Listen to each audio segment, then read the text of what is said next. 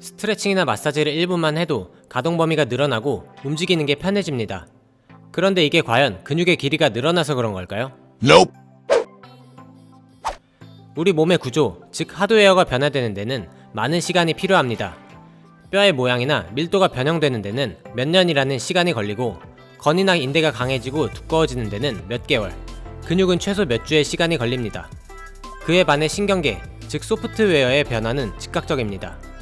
만약 스트레칭이나 마사지 직후에 바로 가동 범위가 변했다면 그건 근육의 길이, 즉 하드웨어가 변했다기보다는 신경계에서의 저항, 즉 소프트웨어가 변한 것이 원인입니다. 근육 내에 있는 근방추는 근육의 길이 변화를 감지하는 기관인데요.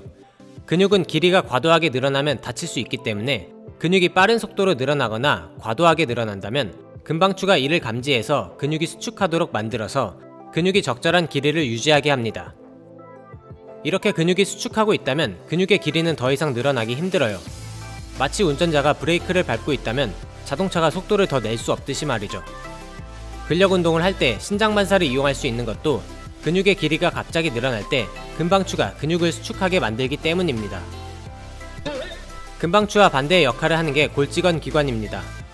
골직원 기관은 건 속에 있는데 근육과 건에 걸리는 장력을 감지하는 기관입니다. 근육의 부상을 예방하기 위해서 근육에 과도한 장력이 걸리면 다치지 않도록 근육을 이완하게 만듭니다. 예를 들면 너무 무거운 물체를 들었을 때 손에 힘이 풀려서 놓치게 되는 것도 골직원 기관이 부상 예방을 위해 근방추의 작용을 억제해서 근육이 이완하도록 만들기 때문이에요.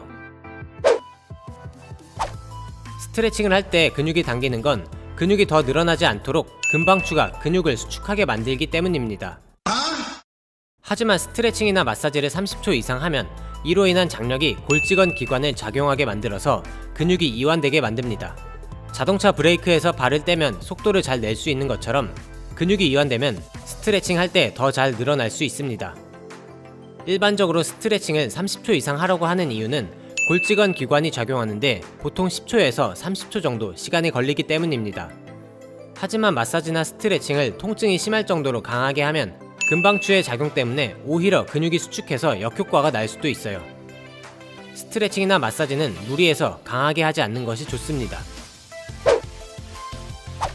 결국 근육을 이완시키기 위해서는 신경계의 긴장을 줄여서 근육의 수축을 억제해야 합니다.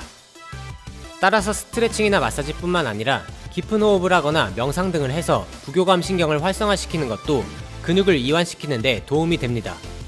과도하게 긴장했을 때 심호흡을 하라고 하는 것도 같은 원리인데요. 깊은 호흡을 하면 부교감 신경을 활성화시켜서 굳은 근육을 이완하게 합니다.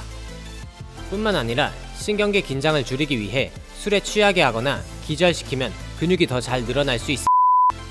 스트레칭을 하면 일시적으로는 유연성이 좋아지지만 시간이 지나면 금방 가동 범위가 돌아오는데요. 이는 다시 신경이 근육을 수축하게 만들기 때문입니다. 하지만 스트레칭을 장기적으로 꾸준하게 하면 근육의 길이도 늘어날 수 있습니다.